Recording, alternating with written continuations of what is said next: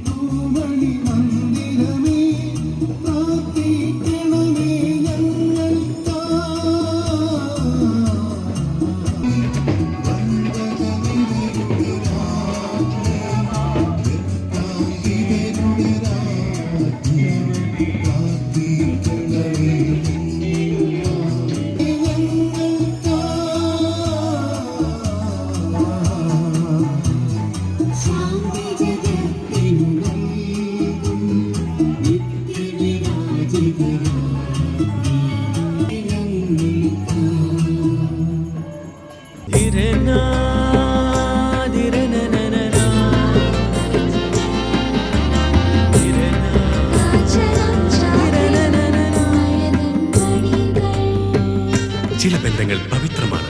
കണ്ണും നിറയും, മനസ്സും നിറയും. സ്വന്തം ജോസ്കോ ജ്വല്ലേഴ്സ്. ഇനി സംശുദ്ധമായ സ്വർണം ചെറുപുഴയിൽ.